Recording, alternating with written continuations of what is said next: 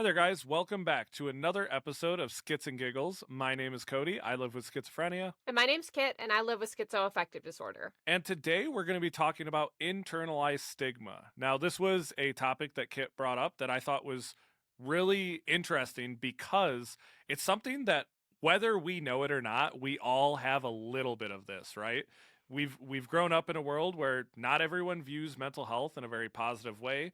I will get a little more into my background in a second, but as a lot of you know, I grew up in rural Wisconsin in a very small town where people didn't talk about mental health and mental illness. And when they did, it was in a very negative way. Like it was the fault of the person who was struggling. So growing up, I had this idea of mental illness that is nowhere close to how I view it now. And a lot of that, even as I was diagnosed, I had inside that I believed, and I didn't recognize that. Like I thought I had moved past a lot of that, but I still didn't give myself credit when I was healing or doing new things. And so we wanted to talk about not only internalized stigma, but internalized ableism as well. So this is a super relevant topic, I think, for anyone who is struggling with a severe mental illness or struggling with a disability. Uh, Kit, what inspired you to, first of all, think of this topic? Because there's got to be a reason where you wrote this down, and why do you think you wanted to talk about it specifically? Well, the wild thing actually is that the backstory to this topic came from not a mental illness related thought that Oh, I okay. had. It was actually from the fact that when I dated my first girlfriend, I had internalized homophobia. Oh, interesting. Yeah, and so going through that process and all of that had me thinking when I was thinking about episode ideas we could possibly do, I was like, wait a minute, internalized stigma is totally a thing that I have experience with as well, in addition to the internalized homophobia. Like it was kind of like, okay, I have this in this one area of my life. Oh, I actually have it in another area too. So that's why I Yeah. brought it up. Yeah, and I love as soon as you brought it up, we always talk about our topics like a week beforehand and then we come back and meet to do these. I have spent so much time thinking about this in the past week because it's one of those things where I always talk about like early on I had a lot more struggles and a lot more healing and all of that going on. But it's something that pops up every once in a while where even if I don't say it out loud, sometimes I react or I think in a way where I'm like, "Oh, that Mm. that was very like that was buried deep down in there." So, Yeah. an example I had was while writing my book, because for anyone listening who doesn't know, I wrote a book about mental health and mental illness in the workplace. Oh my God, Kit has it right there. Yeah, it's called Minds Over Meetings. That's crazy. I have no idea where you pulled that from. Uh, but while writing this book, I was kind of going over some of the things that people said to me when I re-entered the workforce after my diagnosis. And I remember people talking very negatively about people who had to miss work because of a disability or people who had to take psychiatric medication were somehow crazy or lesser than. So like all of these things were being said right in front of me, but because I got to a point where I'll always say like near a typical passing, right? Like most Yeah. days, most people couldn't tell Mhm. because I got to a point where I didn't talk about my mental illness and a lot of people didn't know I struggle with mental illness. They would say these things right in front of me about other people, talking about them in a very negative, degrading way. And I never stopped it. I never corrected anyone because I was so like, I was raised to believe a lot of those things. So now, you talked about it initially being a thought because of internalized homophobia, but in terms of internalized stigma or internalized ableism, what are some things that you've noticed, like you've caught yourself being like, hey, that's not cool, or you catch yourself mid thought or even like mid response, maybe recognizing that you're not kind of over some of those original thoughts? Well, the hardest one for me is actually the word crazy. Okay. And it's that I I like have this internalized struggle of when I'm experiencing symptoms or when something's happening, I go, "Oh, I'm crazy. Oh, I'm Okay. having a Yeah. crazy moment." Yeah, and it's just like I tend to describe things as crazy sometimes like just as a hyperbole, not as a negative thing in terms of mental illness.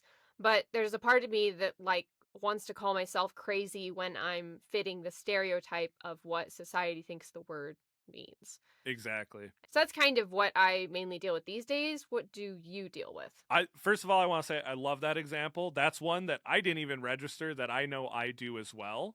Mm, Um, Another one that I don't deal with much anymore, but early on in my diagnosis, I had really negative thoughts about people I would see struggling, specifically with homelessness or that were like in jail. Because in my brain, I'm like, well, I got through it and I'm back to working and figuring out like why can't these people? And mm, it's one of those things where I'm like, I should know better than anyone because I've been through there. I've been that person before. I've been the person sitting on the sidewalk talking to someone who isn't there. yeah. I've been in that situation. But even though I had experienced that, I was raised so much around people who thought so negatively of people who were struggling with mental illness or homelessness or whatever that I still found myself thinking those things. Now, I would never say that. I would never like act on it, but those thoughts were still there. And I recognize that that's part of when I realized like, oh, I have a lot of healing to do around this because I still look at other people like they're struggling in a way that I wasn't just struggling with those very same issues and symptoms. But even with myself, as I started doing more and more things, like I started working again, I started doing all these things. I still had a lot of stigma around people who take medication. I grew up with a mom who has schizophrenia. At one point in my life, I remember her taking like 10 to 12 daily medications. And so I had a lot of judgment around that. And I was like, why would someone need that many medications just to live life? I could not figure that out. That's one that I struggled with for a long time, was accepting that I was going to have to take medication forever and that some people do need medication just to get through each day. But I had a hard time with that because I grew up in a community where you were looked down on if you took a medication for depression or schizophrenia. Like, it was so crazy how people would talk about it. And if you're raised around that your whole life, it sticks with you. And if you're someone sitting here listening today and you're like, well, I was raised around that and I don't think that, dig deep because I bet it's in there somewhere. And until you deal with it and heal it, there's something called unconscious bias, right? Our bias towards other people. It's the same thing where it's like, it's there even if you don't recognize it. And I think a lot of us now, I will say younger generations, right? Gen Z, and Gen Alpha, they're dealing with a lot of these confronting mental illness stigmas early on in life. We didn't do that as Yeah. millennials and like the Yeah. generations before us. So that's one that I've continued to work on, is recognizing those stigmas or those internalized ableist thoughts I have and trying to address them. Because if you don't recognize them, you can't deal with them and like understand where those thoughts are coming from, why you believe that, and then work through it. So what you just said actually made me realize something happened recently that kind of falls under this category. And it's that I was at work and we were all in a meeting and one of my coworkers was talking about how he doesn't take medication for pain. He doesn't like taking pain medication. Yeah. And it kind of is one of those things where there's always going to be people in life that are against any and all medications. Hmm. And so he's one of those people, right? And so I thought to myself, "Oh, I take over a dozen pills every night. I'm not a good person. I'm not a Yeah. good thing. I am worthless." And that is what my brain literally told me when I was just hearing this guy talk about pain medication. And it was a very rough moment looking back on it, and it was just a little thing that happened, and it's like just even years into this journey these things are still happening. And so thank you for bringing that up because that made me remember what happened recently. And when it comes to the whole medication thing, I really struggle because I take many medications every day that help me live my best life. And it's really positive for me, and I'm grateful for all of them. And I do have to be on all of them. And I have so many people that come up and they say, "Oh, do you have to be on all of them?" All this other stuff and all this negative medication stuff. And it Hmm. really, sometimes those comments and that stuff, it makes me feel like I'm not, like it's my fault that I'm not good Yeah. enough and stuff because I have to take all these pills. And there's so many people out there that just refuse any and all meds. And so people that take meds are just viewed as less. And it's hard for me not to feel like that sometimes. And so you bringing up the whole medication conversation, yeah, I didn't even think about that when I was making, like, notes for this episode, but that's, like, a huge thing that I do struggle with because I take so many meds and there's so many people that don't like any kind of med. Yeah, and Interesting. I Yeah. I had to get to a point where I recognize that that's almost a privileged take. Because there was a point in my life when I was a caregiver for my mom, when I was a teenager in high school, I literally remember being so anti-medication and thinking like, why does she need so many meds? Like I can get through life just fine. And then life happens and all of a sudden I need some of those same exact meds just to get through each day and to Mhm. live a comfortable, happy life. And it's a privileged take to be like, "Oh, I choose not to take any Yeah. medications." I always say that I don't choose to take medications. I have to take Yep. medication, right? I It's agree. not I agree. something I'm deciding to do. It's something that I realized I can't live the life I want to live if I don't have medication.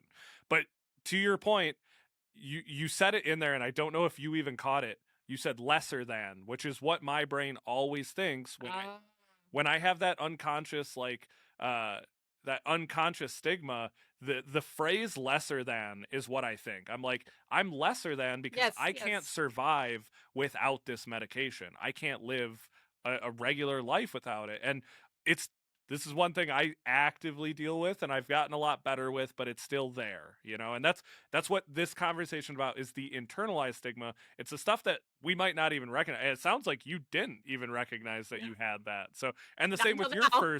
your first example, I didn't recognize that I had some of that. So, I I do think this is interesting. I bet people listening are going to be like, "Oh my god, I do think about that." And I probably do judge myself. And so, let us know in the comments if that's your case, if you're listening or watching this and you start recognizing some of these things. What are those things? Do you have another example off the top of your head of something that is a internalized stigma or internalized form of ableism? Yeah, actually, I do.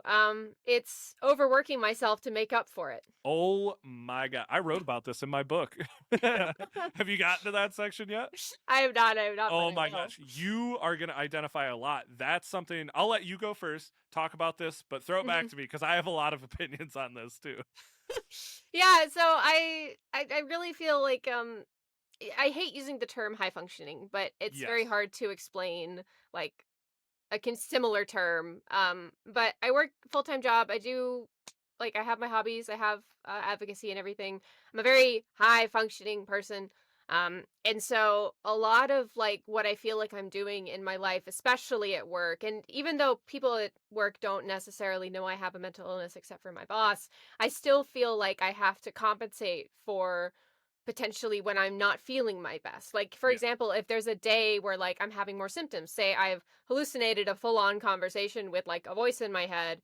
I have it in the morning. No one saw anything. No one was there. I was by myself. The whole day, I'll be like, I got to make sure that like I'm really doing my job so that I have job security because I can't lose this job. And it's just like, it's a thing where it's like, if I make myself so valued then I won't lose my job because of my mental illness. That's Yeah. part of what I worry about with it. And so I do tend to overwork myself. And I also don't always expect, even though they don't know I have a mental illness, I don't always expect good treatment, if that makes sense. Because Yeah. I really do feel like I'm just like a peg down from everybody because of my disability. And it's very hard for me to realize that I am an equal, if that makes sense. Absolutely. So I just before I go on to my next one, I just wanted to kind of piggyback off that because I talk about in my book specifically trying to push myself. Just puts it up again. I talk a lot about burnout and how like anyone can experience burnout, but especially as a person with mental illness, I found myself constantly pushing myself to the point of burnout just to make up for my mental illness. And you could ask anyone I've worked with at jobs. I was never someone who didn't get the job done. I was never someone who put in less work. I just had bad days. Because of that, I felt like I had to work myself to death trying to make up Yes, that. for what I was lacking. So I want to acknowledge that because that is super important. But it's also like you're putting a lot of pressure on yourself for something that a lot of people probably don't even notice. Yeah. And you said, I also agree. I don't like the term high functioning. I've been trying to say low support needs because I don't need as much support now and later in Oh, life. okay. So that's what I've been trying to use. But I think now that I am someone who is either, whatever, high functioning, low support needs, whatever that is, when I started doing advocacy full time, that was amazing because it gave me a lot more free time. But what a lot of people don't know is up until I don't know, like 2 years ago, I worked multiple jobs. I did advocacy and traveled for speaking events while working full time. And my wife had to be the one to finally be like, hey, Kody, you're doing fine. You don't have to keep putting more and more on your plate. You're allowed to live your life. And like, I expected so much out of myself to compensate for being a person who sometimes has symptoms or sometimes has bad days. And that's not fair to myself. And that's same with you. It's not fair to yourself. But I feel like we feel like we have to do that in order to be valued or appreciated at the workplace. It's so difficult because I really wish I could just chill out and not Yeah. worry about it as much. Like, I wish I could just, like, have symptoms and then be, like, just chill about all of it, Yeah. not have to compensate for something that nobody actually really sees most of the time. Like, I've never had anyone, like, that I know of, like, watch me have symptoms and then say something about it. I mean, it's not something that, like, people are constantly dealing with or seeing. Like, even when I'm having bad days, I just kind of, like, stay away from people and don't do much. So there's no reason for me to try to go 150% most of the time or to compensate for something that, like you said, most people don't notice. But And it here's where we come back to this, right, Kit? This is internalized. You're yes. not actively thinking about this. It's something you're doing because it's deep down something you believe or something you might have even been taught just by your community or by people that you've worked with in the past that have made us feel like we have to put in more effort. That's the whole point of this conversation is recognizing like we're not choosing this, and we of course it'd be amazing to stop and chill out and we're doing plenty, but we don't see that because we Yeah. have such internalized thoughts about needing to pull our own weight. Otherwise, we're not valued the same. So Oh, yeah. that's why I was so excited when you brought up this topic idea. But yeah, so that's a really good one. One of the ones I still struggle with too is feeling like as this is a big one as a speaker and as also someone who does content and has to talk a lot. I feel like I try so hard and I'm so down on myself if I trip up on words or if I can't Mm. communicate properly. Because in my brain, people won't respect me unless I'm very effective at communicating, which isn't true. Like, I forget that there's times in my life where I was basically nonverbal. Like, I could not communicate at all, and people still helped me. They cared about me. But for some reason in my brain, people will only take me seriously if I can be well presenting and communicate properly because I know the thing that people hate about mental illness and especially neurotypical people, we see this a lot. They hate to see it, right? Because that's like a big thing in the news right now. We don't want to see the mentally ill homeless people. They're there whether we like it or not, but we don't want to see it. And so what I'm always afraid of is people having to see my mental illness. So I always try to be as presenting as possible. I want to like go to conferences in suits.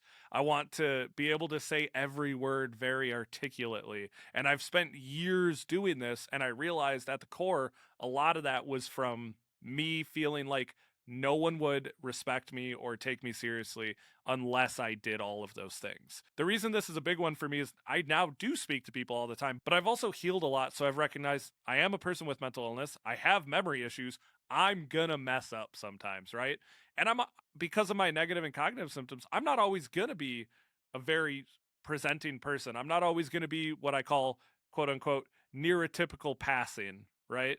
There are some days where it is obvious that I struggle with mental illness and it was very hard for me to accept that. I still struggle with it. It was something that I thought of only after we started this conversation, and that I think is the hardest one for me. You actually spoke to something in my own life, and while I've only just dipped my toes into speaking, I do have to present things at work sometimes. Yeah. And it's very difficult for me to talk in my meetings So here's without. I'm gonna say one of your thoughts, right? You have had this exact thought. Ready for it? What if they can tell I'm mentally ill by the way I read this? Oh my god. See? See? Oh my god, it's so that's so real. Yeah, you get it. A You get it. 100%. So this is something I've been thinking about all week because and I'm gonna tell you as someone who's been speaking for a minute now, it's still there. I haven't gotten rid of it, but I recognize it now, and I'm gonna work on that because that's tough. And like, sorry, go back to what you were saying though with like work and stuff. But I just wanted to say that because I'm like, I knew exactly Oh where you yeah. were going with that. Well, it's just so frustrating because like I'm in an academic environment Yeah. and everyone has like fancy degrees and has a brain that works for the most part, and it's just like they remember things I don't. They can get out sentences and not struggle. Um, they pull the right words from the Rolodex in their brain when they're talking, and it's like it comes my turn to say things and I'm just like, I mean, there's multiple times where I'll like spit out words, I'll realize it makes no sense. Like literally Mhm. they were just all jumbled up and everyone is looking at me like I just sprouted another head. And I just look at them and I go, "Let me try again." And Yeah. then I do it again and it's fine. But it's just like sometimes like I'd like to think like I'm a well-spoken person, Yeah. but I am not well spoken all the time. I have total moments where this the side of my brain that is mentally ill. Well, it's all of my brain is mentally ill, but you know, the side that's extra mentally ill will like show up, and it's very hard for me to like be like again thinking I'm not lesser than everybody because I fumble my words when I'm presenting what I did for the week. And so when I wrote down this example, the other thing I thought of, which blew my mind, is I wonder how many of those times I've thought that exact thing, like, oh, I hope they don't figure out I'm mentally ill by the way I'm saying this or by the way Yeah. I'm presenting this. In actuality, like, I've had the privilege of speaking. I was gonna say dozens of times, maybe over 100 times Yeah. at this point. So I've had the privilege of also rewatching a lot of my speaking events, and I can tell you, rewatching it, I can't see it, I can't hear it, so it makes me wonder. Well, here's a real thing. It's so obvious to us, right? Because we've Yeah. spent so much time trying to portray ourselves as I keep using this phrase, neurotypical passing, right? Because that's what we want. We want everyone to think, oh, we're normal and we can do. We're not different in any way, especially not mentally ill. But I like recognize a lot of people probably don't even notice it. And like we're putting so much on ourselves because we're so afraid of being looked at as lesser than for what, missing a word or two. Yep. Like neurotypical people don't also do that, but we don't think about that in that we think about it only in the context of us and our mental illness. So that one I wanted to that's been with me all week. Ever since we brought up this topic, it's been stuck in the back of my head. I've had to deal with a lot of emotions thinking about this. Yeah, there are a lot of emotions that come with this type of thing because it's like acknowledging it is like there's almost a level of shame there Yeah. that I just like don't like facing. But it's like it's a society. And so I know this is like late in the episode, but I did actually Yeah. get a good definition of what internalized stigma was. Okay. And I found that it's when someone absorbs negative beliefs about mental health from society and starts applying them to themselves. Yes. Yeah. So that's a definition of what I was like this makes sense with it. And it's what fits what I go through and it sounds like what fits what you go through as well. Absolutely. And what I think is really telling is we're talking about this and we're noticing these things. We've been in recovery for a long time. So I'm so interested to hear from people who are listening to this episode who are newer in recovery or just diagnosed or just going through treatment early on. Like, I would love to hear some of the things, like, take some time, really think about this. What are some things that you're putting on yourself that is actually society telling you you have to act or look a certain way that you're now attributing to yourself? The last thing I wanted to mention before we wrap up is I've said a few times in this episode, I mentioned it early on, we've been talking about internalized stigma. I also want to talk about internalized ableism. For anyone who doesn't know, ableism is discrimination against anyone with a disability, right? The reason I think this is important is up until about 2 years ago, I refused to call myself a person with a disability or a disabled content creator until I started spending more time with other disabled content creators because, and here's where the ableism part comes in and the internalized part. My exact thought to myself was, well, I'm not disabled enough to be considered disabled, which is a crazy thing to think when you struggle with a severe mental illness that has taken years from your life. And I've been able to work with amazing content creators who talk about blindness and deafness and other like really tough to deal with disabilities, and they accepted me in really with open arms, and they're like, Kody, is it disabling for you? And I'm like, well, yeah, of course. It affects every aspect of my life. And they were like, that's a disability then. That's not you. Like, I was so afraid that like because I'm like a neurotypical passing person and I like most days look pretty normal and act pretty normal. And some days I go through without any symptoms. I was so like embarrassed to think of myself as a person with a disability. And that in itself comes with a whole nother realm of internalized ableism and stigma. So I just wanted to mention that at the end of this too, because I think it is important to recognize that mental illness, especially severe mental illness, is a disability. It affects every part of your life. It can be very disabling. Yes, it is an invisible disability. That Mhm. doesn't make it any less of an impact, and we don't have to think that we can't identify in a way that really does sum up the experience of an illness taking over every aspect of our life. So I want to specifically shout out all of the amazing disabled content creators who helped me get to this point of like recognizing that and fighting a lot of that internalized ableism I also have. I don't remember the moment when I started accepting that I was disabled, but I had a similar thought where I'm just like, "Wait a minute, I'm passing. I'm cosplaying as a You're like, oh, neurotypical I person." can Yeah. cosplaying as a neurotypical person. Yeah, Yeah, we're rocking it. No one knows. yeah, I'm like, "I'm doing that. I can function. I have a job and everything. Like, I'm not disabled." And then one day I was just like, "Wait, no, I am. Like, this is Yeah, this is something that is like knocked me flat on my back multiple times over life. It's ruined my life. It affects everything I do." Like, sometimes people ask me how often I think about schizoaffective disorder, and I'm like, "Well, imagine you have something that affects everything you do. You're going to think about it a lot." yeah. And it's like that's yeah, like and I had a friend recently, at a convention actually asked me, like, "Do you consider yourself disabled?" And I'm like, "Yeah, I do." And it was just kind of like it's something that's like I'm accepting of now. Yeah. But I do remember there was a time where I was just like, "No, I'm not. I'm not. There's no way." And then it's like I listen, I can't remember the moment when I realized I was and accepted it and identified with the term, but it did happen, and it's very much a, "Oh, wait a minute, yeah, no, this is a thing."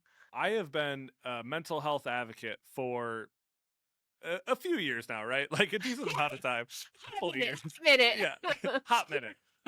And if you look back on my content, you will not see the word disability until about a year, year and a half, 2 years ago, because I struggled with the idea that I could possibly be a disabled person or a person who is getting through life with something that is very debilitating. So I wanted to throw that into this conversation because I think it's really interesting to think of. I think this conversation is incredibly important. I think there are a lot of people listening right now who, just like us, as we were going back and forth with our answers, were realizing from each other's answers, we were like, oh man, that is Yeah, something that I didn't even realize. So hopefully, if you're listening to this, you can either recognize like one of those things that we have struggled with internalized stigma, or maybe you're thinking of things yourself that you struggle with. And once again, I know I keep saying this, I would love to hear in the comments what are things that maybe we didn't mention that you really struggle with. I